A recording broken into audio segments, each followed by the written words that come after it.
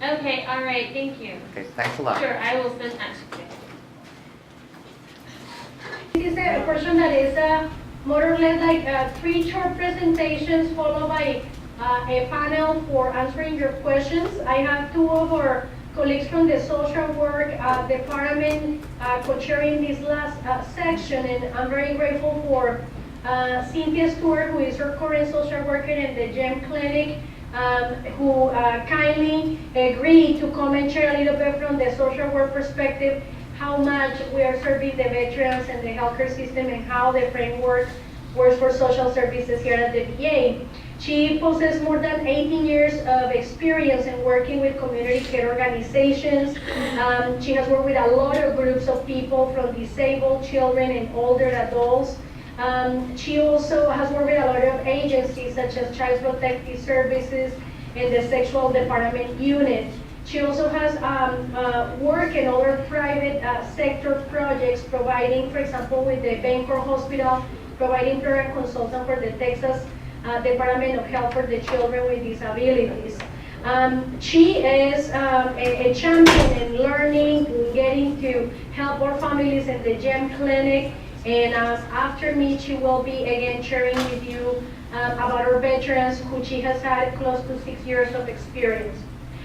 Following that, we have also another colleague from the social work department, Alisa Harfield Cordero, who kindly is coming representing the Caregiver Support Program in the Oromorphy. She also has a very strong background, especially working with disadvantaged populations. She is a graduate of the Texas State University, originally from San Antonio, and she will give us a little bit of an insight of what is currently available in the VA for the caregivers of our veterans. So I acknowledge Dr. Janet Ross, who co-chaired with me this talk, and she is sharing with me the slide. This is what we present to our learners when they get oriented to the VA, so they understand how the continuum of care in the Veteran Administration happens to provide different levels of care for veterans. So we're going to talk about the inpatient side with the Geriatrics and Palliative Care Consultation Service that we lead here in San Antonio. The Community Living Center, which you maybe used to hear it as being Extended Care and Therapy Center, but is now called the CLC. We're going to talk a little bit about how the hospice overlap happens at the VA, and a little bit of the outpatient palliative care and consultation at the GEM clinic.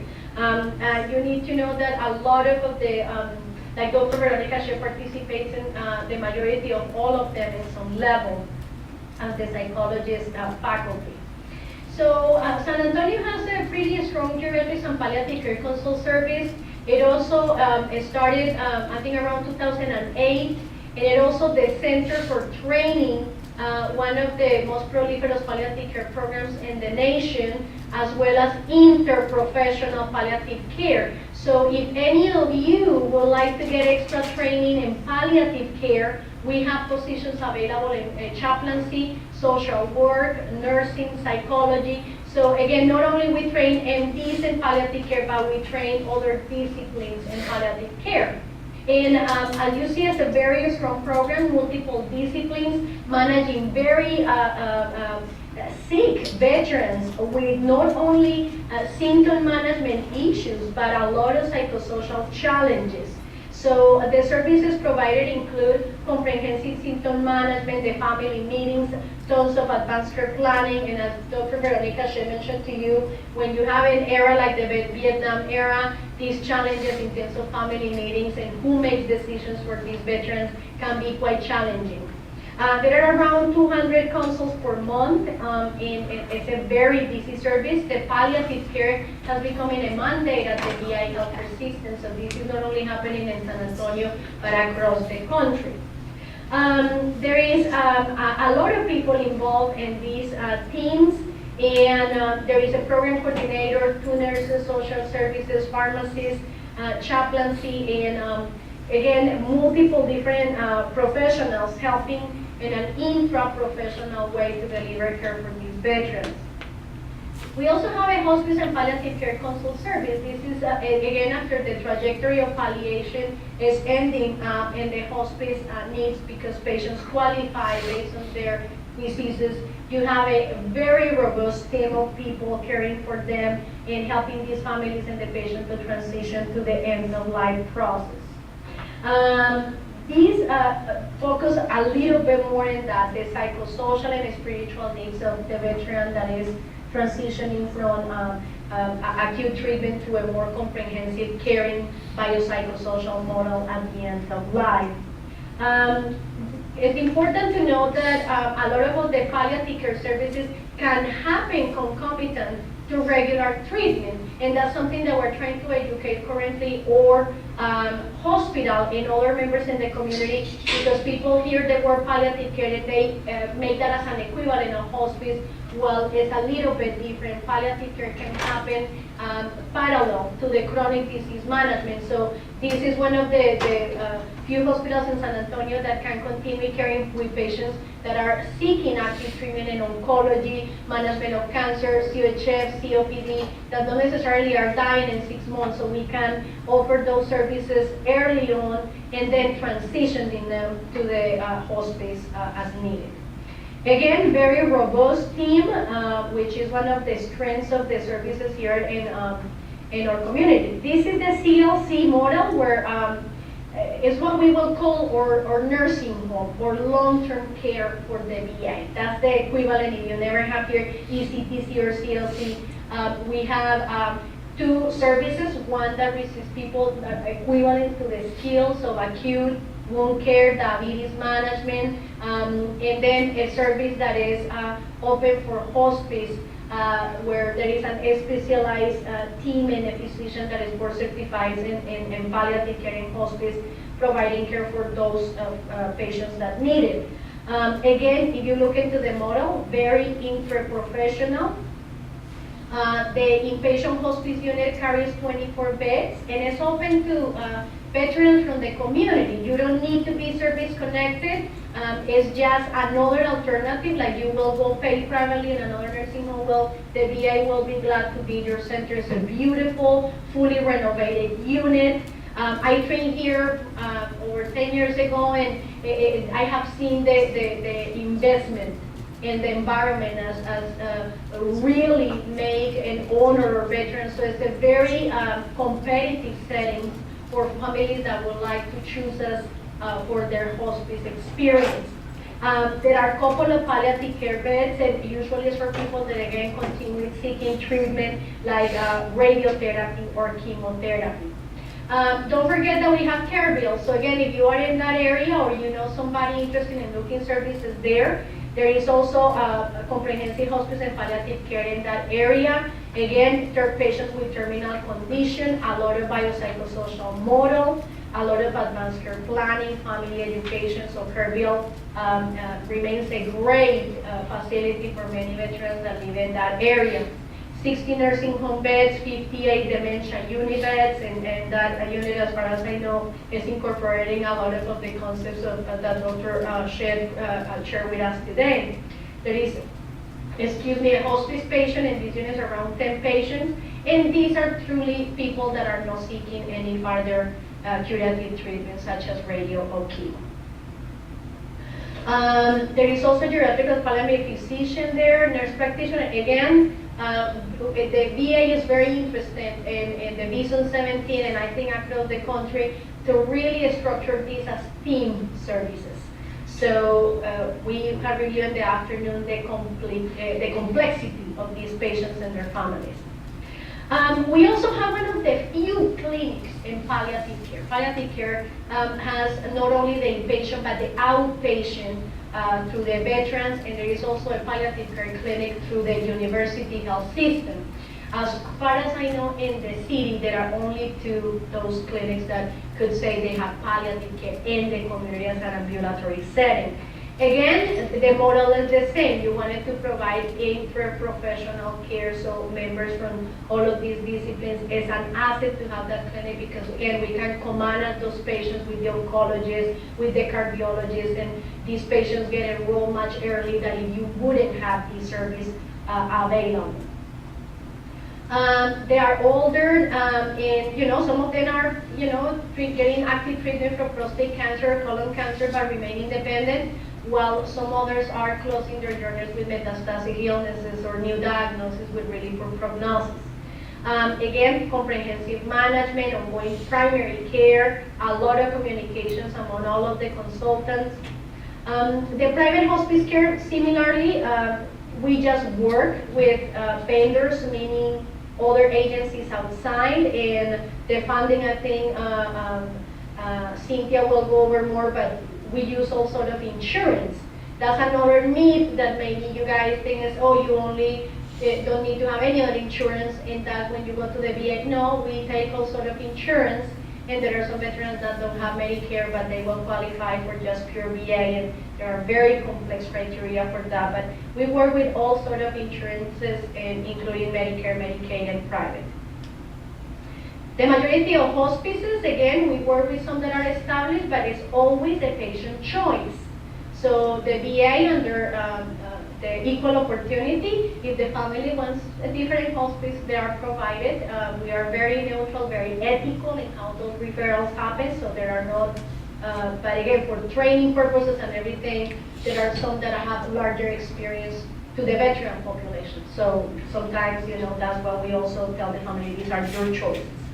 A lot of levels to the private hospice care, routine home care, respite care, the inpatient hospice when they have a symptom that is not under control and they will qualify for a few days until they get stabilized, or continuous home care as needed.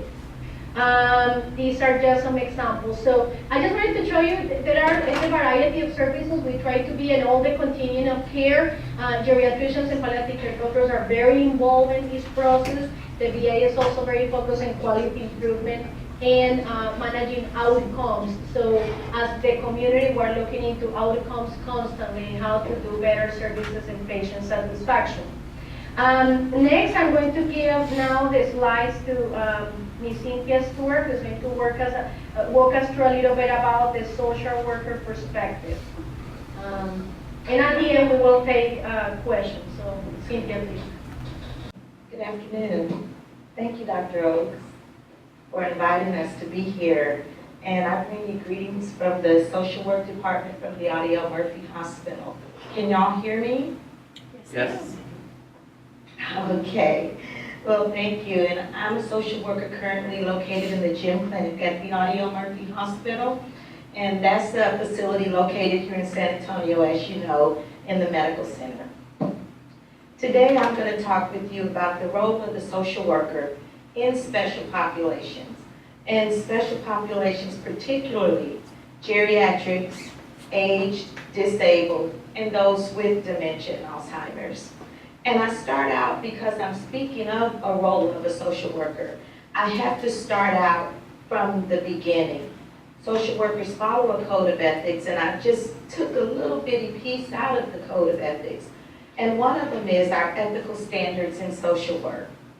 And we're going to be looking at those things. We're going to be looking at the ethical responsibilities to the client, the commitment to the clients, the self-determination of the clients and the veterans, and informed consent. And we're going to be looking at all those things and how we as social workers can help you do the jobs that y'all need to do as physicians and other ancillary staff on the interdisciplinary team. And we all work together to make that care plan work for that veteran. And if you look here, I started out with the ethical responsibility to the client because that's one thing that's so important.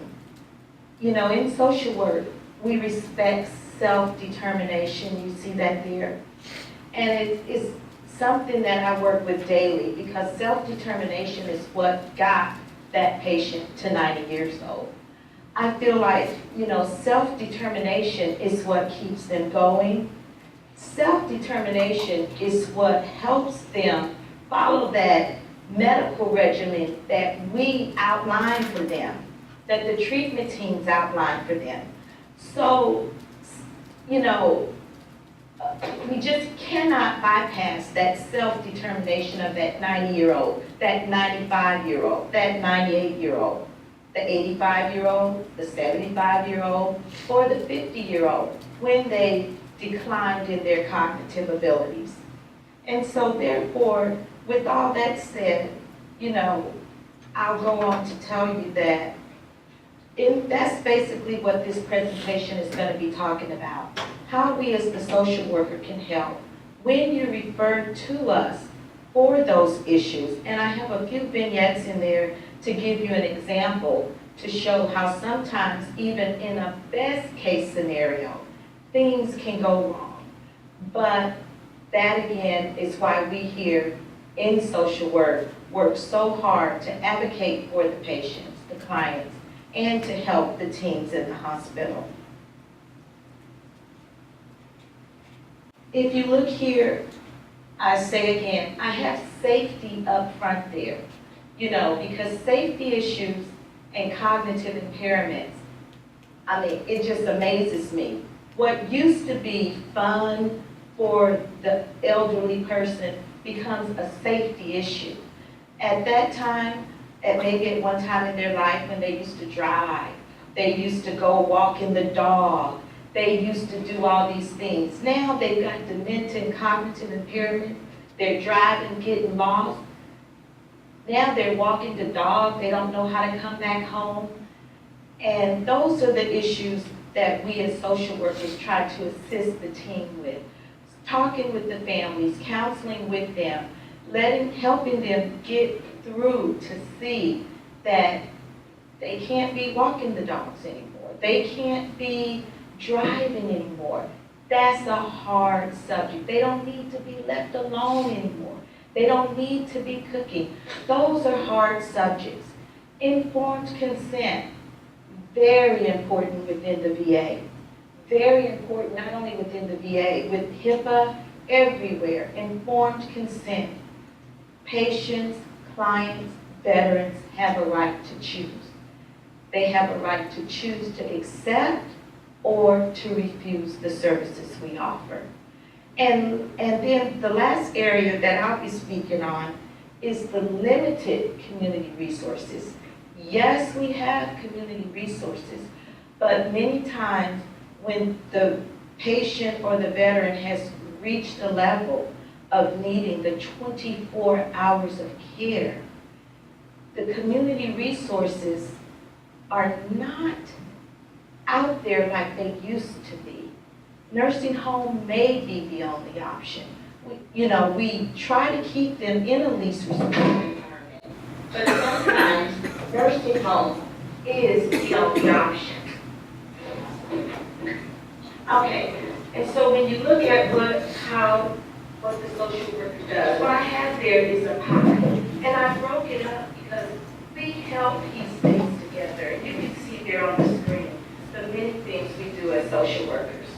And the one I'm really just going to focus on is the crisis screening, the assessment, and the treatment, which is the intervention. And that's basically what I'm going to focus on throughout this presentation. As you can see, I'd like for you to understand and identify when to consult a VA social worker, or if you're in the community, a social worker, period. Can you hear me? Yes. Not as well as before. Okay. The role of the social worker to the veteran or the client. Now you can hear me? Yes. Okay. What community resources are available and how are they funded? And that is very significant. How are they funded? A lot of times it's a bad word to talk about funding, but we just can't get away from it. Resources are available, but who pays for it? How do you get it? And Elisa with Caregiver Support will expound more on that from the VA end. And we've already spoke on the ethical standards that I spoke of earlier about informed consent, self-determination. We spoke on those. And at the end, you'll see there where social workers can be contacted within the VA. And so if you look here, I love penguins. Penguins stick together. And that's how families are kind of gonna have to be in this upcoming millennium, but it's not always like that for our veterans. A lot of them, they don't have support.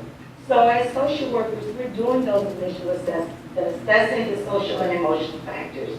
We're looking at the long-range planning and decision-making. We're looking at the community resource evaluations. We're counseling with families, individuals, groups, dealing with loss, illness, coping, trauma, other personal and emotional needs. And all these we're doing within the social work arena here at the VA hospital. We have social workers practically in every service here at the VA. And I'd like to give you just an example to go there about situations that we face. And as you could read there, you know, this is a 75-year-old Navajo Indian, 100% service-connected male. To us within the VA, that means a lot, being 100%. You typically will have most all of your needs met. But many times as social workers, we run into obstacles. And as you can see here, this male was found sleeping on top of a hill in a park. He stated he was recently discharged from an outside hospital, that means a hospital in the community, to a shelter because he refused to go to the nursing home. And those are the kind of issues we have to confront with our veterans when we're dealing with informed consent. They have the right to accept or refuse. And so we find him presenting to an outpatient clinic, being brought by the police. We have a patient here that's deemed competent. He's capable of making his own decisions. He does not have a power of attorney to make that decision for him. If he has one, it's not on file with the VA. And he told the police that he had been in the park for 2 days and that he was speaking to the spirits in preparation for his death. So it's from there I just like for you to see that even the safest discharge from a hospital can turn just like this, and they end up in the ER or in the outpatient clinic, and then they call the social worker. And that's, you know, so here we are, you know, we just go through an array of things. You can see this patient has wounds to his legs. He can't go back home because his home's been condemned by code compliance. He don't have no running water or nothing. And he's smelling of urine. He's got open wounds to his legs, but he don't feel them. And he don't have a family no more, but he has an ex-wife, but she called. She's an African-American female, and she don't want no more parts of it. This is how it presents to us. So I can't slam the outpatient hospital. I look at it and I say, was this a safe discharge? They sent this man to a shelter. Why didn't he want to go to a nursing home? He refused. So then I'm thinking, what services are available to assist him? Then the first thing come to my mind is, well, he has money. VA has many resources, which Elisa is going to talk about. He definitely has resources to pay for these things. We have a beautiful shelter for him. He was there. He ended up on a hill. And so then we have to look at, does he have a psychiatric illness? That I don't know, because this is a crisis. I'm screening right now just to say, what can I do right now? My first thought, I'm going to have to send it to the ER. But these are the decisions and the roles social workers have that just pop out on us before you even know it. And the prior Ms. Veronica, Dr. Veronica Shea spoke of the importance of advanced directive, advanced care planning, powers of attorneys. You know, all of those things are so important because when we hit a situation like this, what do we do? Who's going to make these decisions for this particular veteran? Obviously, something's wrong. And so we go on, and I got flowers there, but another example would be an 89-year-old non-service connected veteran. That means a lot. That means that that particular veteran doesn't have a lot of resources available through the VA, but he has Medicare benefits. We utilize those benefits for veterans. If they have Medicare benefits and we're sending them out into the community, we use that benefit. If they have Medicaid benefits, we use that benefit. So although you have a non-service connected veteran at the VA, it does not always mean he's entitled to the same benefits as that 100% service connected veteran. And I hope y'all are following. But the social workers are called in on many complex cases. On these particular cases, this veteran goes back home to the ex-wife's house. She doesn't want it there. Where is she going to call? The VA. It goes back to the same thing. Was this a safe discharge from the hospital? Yes, it was. We sent him to the nursing home. He left on his own. He got in a taxi and he left. He didn't go back to his home because his son is there, who's drug addicted and fights with him all the time. He goes to the ex-wife's house, who doesn't want any parts of it. So as social workers, we have to network a lot. Her concern here is her husband's at home and used the restroom all over himself. As a social worker, we have to network with the community. We have to. We have to be able to pick up phones and call somebody, call an agency, call someone to say, can you go help and clean him up? Because if the wife, you're not going to be able to get through to her at all until we can get him his ADL taken care of, bathing, room. And that's where we as social workers network with the community. We have many organizations that we work with, that when we call them, they know we need them, and it's vice versa. When they call us, they know we need them. And so here again, I'd just like to say social work is an important component within the VA system.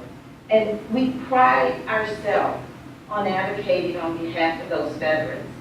But we're in a time right now where the community charitable organizations, they don't have the grants of the past. A lot of the geriatric patients, especially those needing 24-hour care, wanting to stay at home, the families, the patients, they're looking for help. They're needing help. They're needing more. We have an escalating aging population, and we have limited community resources, although we have them in all government-supported agencies. But thank God we have them. We have VA benefits. We have Medicaid, which offers so many different waiver-type programs to help people stay in the home or to help them transfer from the nursing home to the home and receive 8 hours of care at home from a provider or a visiting nurse, or to get home modifications, or to assist with physical therapy, occupational therapy. We have those waiver-type services. The waiting list may exist, but we have them.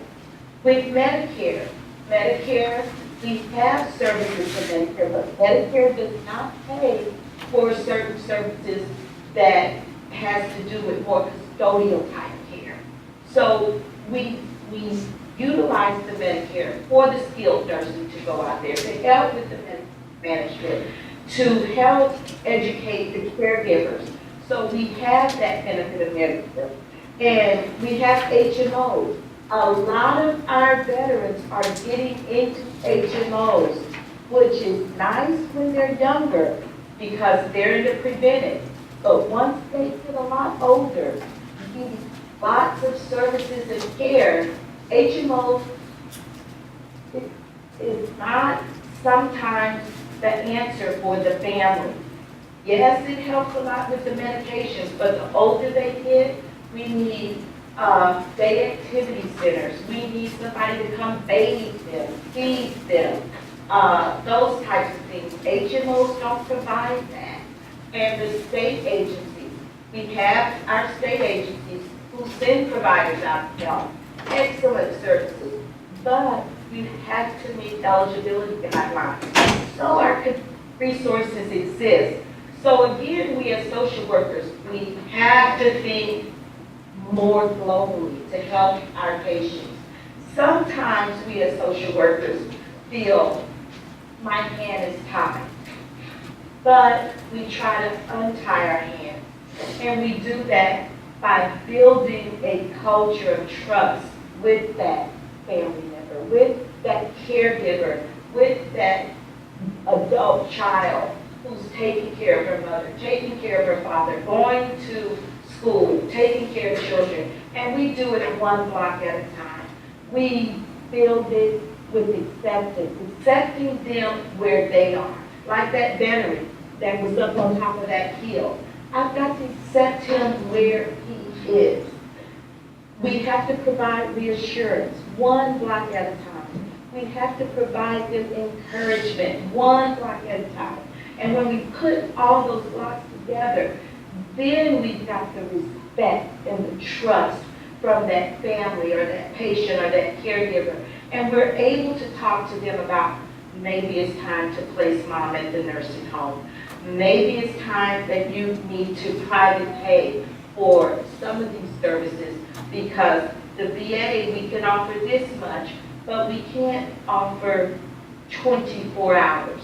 And so, but when you build that trust through accepting them where they are, reassuring them why you're there, that you are there to help, even though sometimes your hands may be tied, and encourage them. It is wonders how they open up to you and start. You can build a care plan that can work and won't break down as soon as they walk out the door. So lastly, I just like to say, and I'll let Lisa, she's going to speak on the community resources available to veterans within the VA system. But I just would like to say, our social workers were there. Our roles are vast. We're involved in at least 100 and something social workers within the VA system. We're involved in lots of initiatives. But we're becoming smarter and wiser and working in tandems with our teams to serve this aging geriatric population. And because it's really growing. And that's basically what I had to say. And there's the number. And as you can see, I didn't put the pie completely together because we may not be able to fix it perfectly, but we overlap with each other. And the VA needs the community. Our community needs the VA. Our veteran needs the community and the VA. And we all work together. And My name is Elisa Cordero, and I am a social worker within the VA, and I am in the Caregiver Support Program. What I want to do is I'm going to try to speed it up because I'm running out of time. I don't want to hold you on any longer than I have to. But I do want to share that we have a program within the VA called the Caregiver Support Program. It's an awesome program for any veteran, actually. We have two different programs, but the one that I'm going to focus on is the one of the general caregivers. The programs that we have for the general caregivers are for what we call pre-9/11 veterans. These are any veterans that have not served in Iraq, Afghanistan, so a lot of times we get a lot of our older veterans. And so we have what's called the Caregiver Support Line.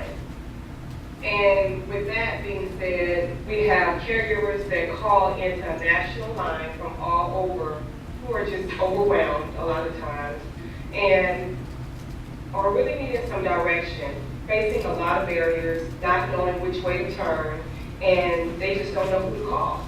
So a lot of times they get hooked up with the caregiver support line and they contact us, they give us a referral, and we have 24 hours to return that phone call.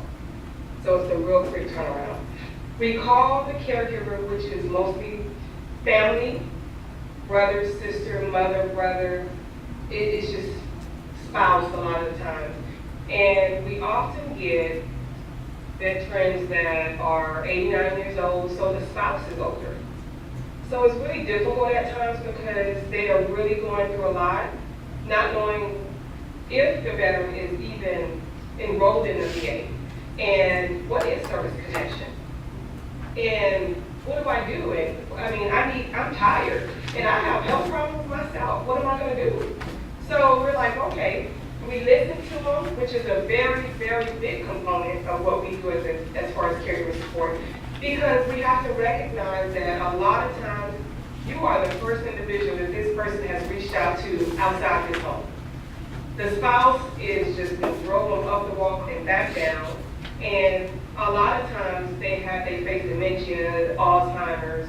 Sometimes they're not service connected, so they're just in overwhelming conditions when they call us. So they're talking 100 miles per hour, and I'm jotting. And so basically what we do as the caregiver support program is we jot down everything they're talking about, and I'm kind of looking them up as they speak. And I find that most of the time, the barrier that we run into is that, unfortunately, this person that's calling in may not be a person that's listed on their release of information. So then at that point, you have to be very careful because you can take in information, but it's very difficult to give them information that they may need to help this veteran. So with that being said, we assist with alleviating barriers. We talk to them, get them out, and a lot of times we refer them for, they have a PAC team, social worker, which is a primary care team that is there for them, and they're not aware of that. So, you have a social worker that this, your husband goes to this clinic, or your brother or your sibling goes to this clinic. Oh, I didn't know that. I was unaware of that. And let's look. I see that he is service connected 70%. So wow, it looks like you qualify for some respite care. And explaining what is respite care. What does respite care do for me? Well, I noticed you said you have so much to do, but you're unable to go because I can't leave him alone. Well, with respite care, we can send someone into the home to sit with him while you are able to run around. Oh my gosh, that would just help so much to be able to get out of the house. You just don't, and there they go again. So we assist with respite care, as well as there are times when we have veterans that need a lot more care. And they may be 100% service connected, but you know what? I don't know what that means. What can I do with that? Well, you could qualify to be in a contract nursing home through the VA, as well as we have a community living center at the VA. And just linking them with the different resources that they are unaware of, that they may be eligible for, and just helping them to get to these doctor's appointments. Well, I can't get him to his doctor's appointment all the time, and he has a lot going on. He can't walk. We got transportation. Well, I didn't know that.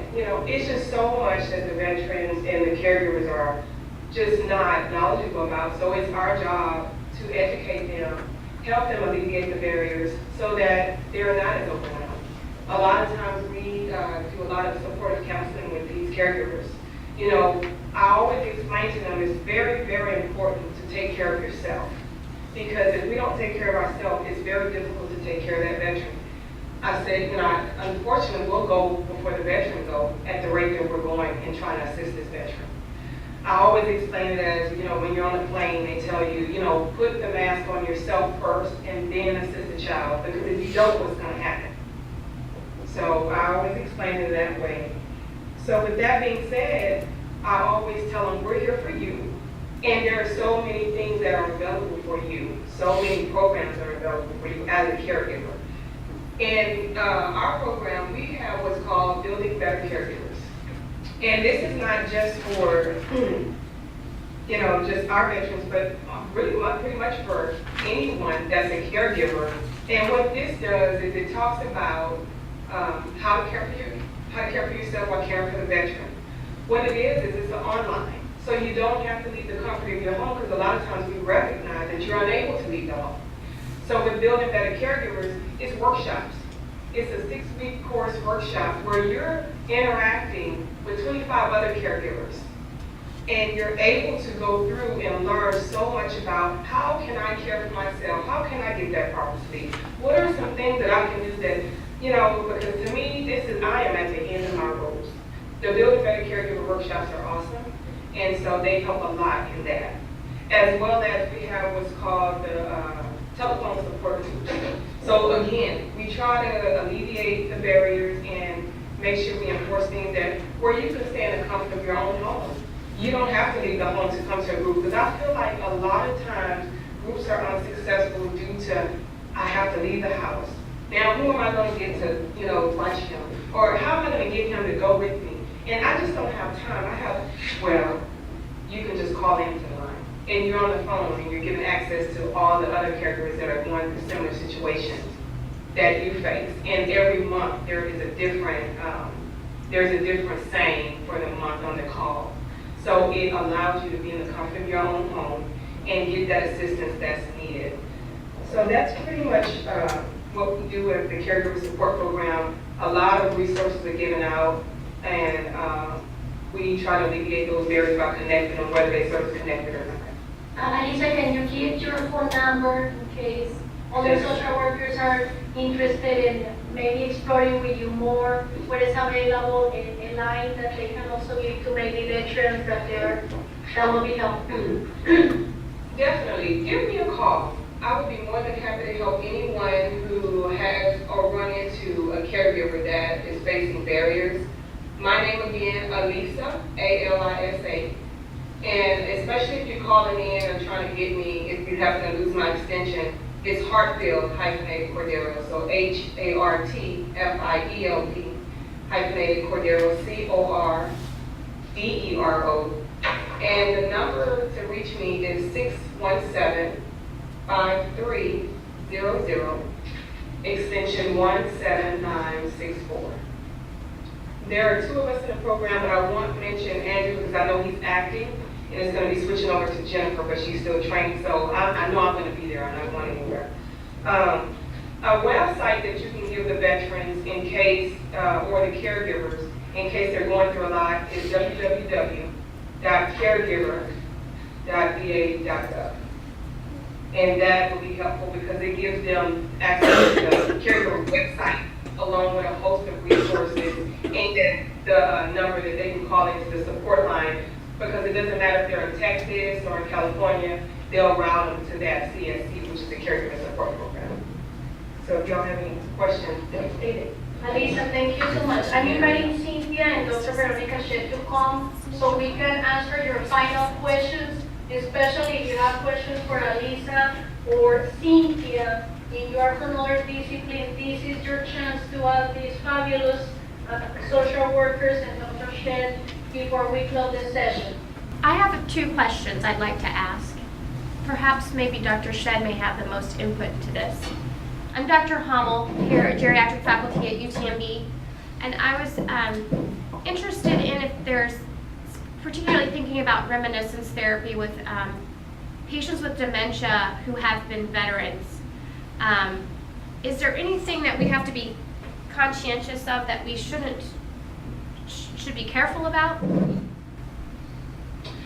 I think that's a really good question, but the thing with veterans is that we do have to be mindful of the fact that it's possible if they do have combat history, or if they were a POW, or have any type of trauma history, and that any potential for trauma history that you're unaware of, that could be something, because we know that a lot of our dementia patients, that not only are the memories that are further back the most salient, but actually a lot of the things that happen to them that are the most emotionally salient are the ones that come up. And it can be difficult, but in a lot of ways, some of them haven't ever addressed those things, so it can actually be helpful. So I would say just be mindful when you go into that type of therapy, because most of the time, if you're going to do reminiscence, you're going to do that with somebody who's probably who's in a mild stage. You're not going to be able to really do a lot of that with somebody who is more moderate to severe.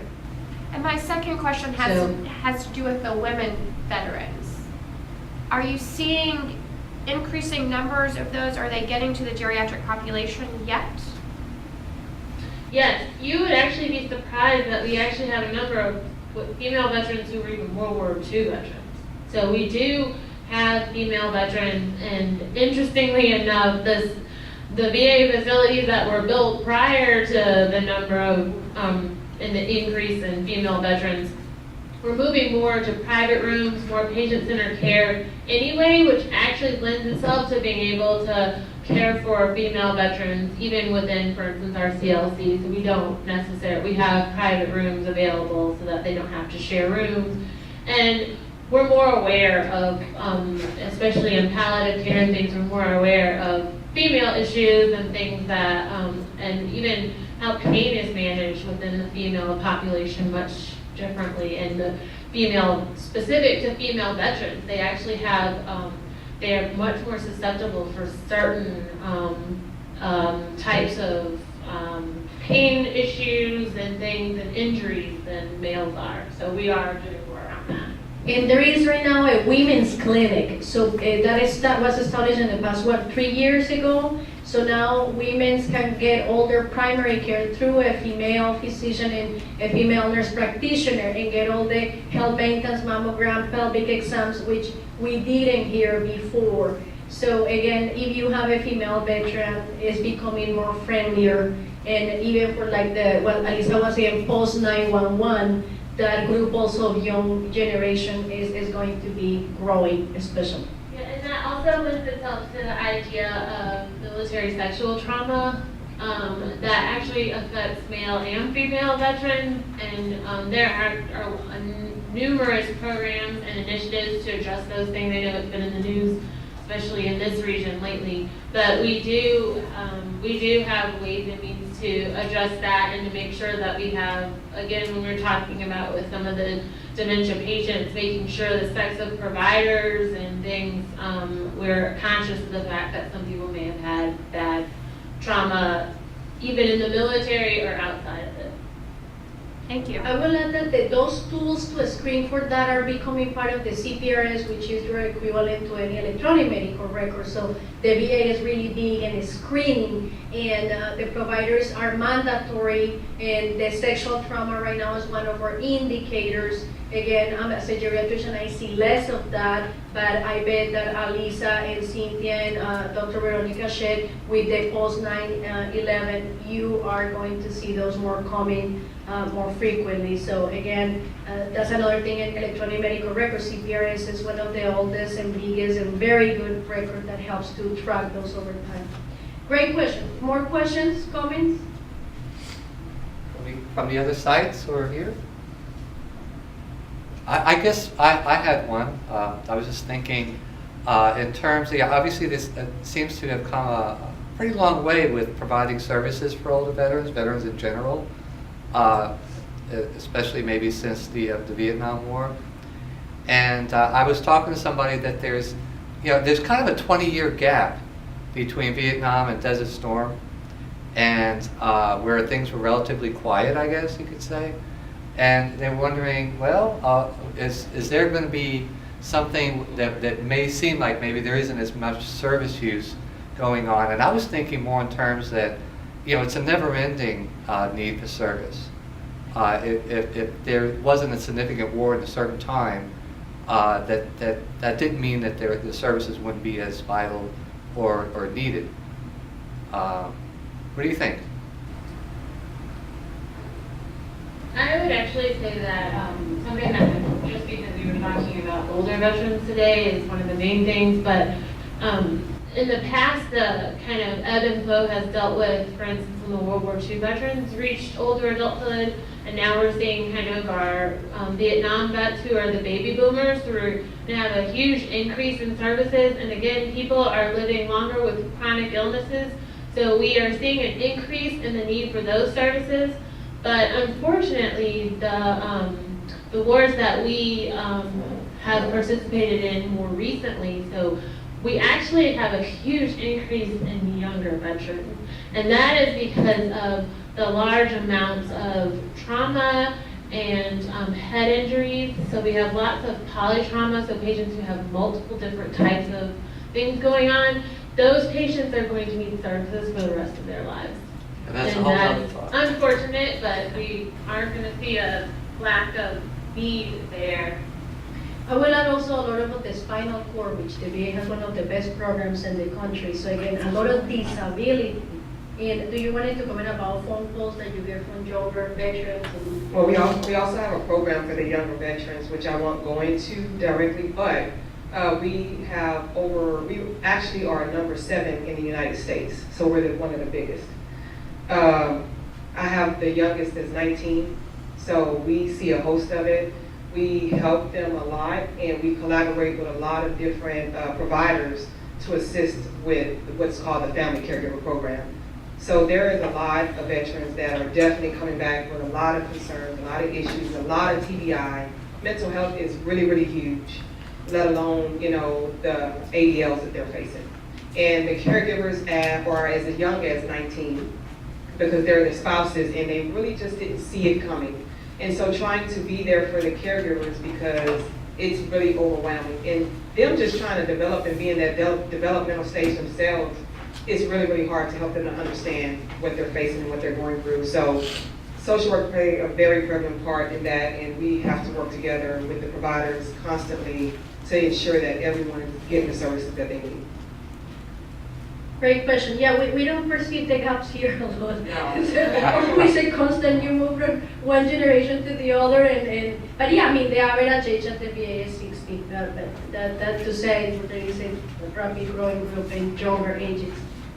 Great questions and points. More comments or issues? Well, I think we're going to wrap it up. I'm pretty sure we're pretty over the 3 o'clock, but Leon, I really just want to thank you and your group and Veronica and everybody. This is a great collaboration, wonderful information. Everybody is overwhelmed with good things to think about. And so we look forward to more things down the road to work with you and the Gregs, for sure. And thank you for everything you do. Well, we really appreciate the opportunity and the attendance, and we appreciate you giving us the feedback and evaluations, and thank you for inviting us. Have a good evening. Thank you very much. Thank you.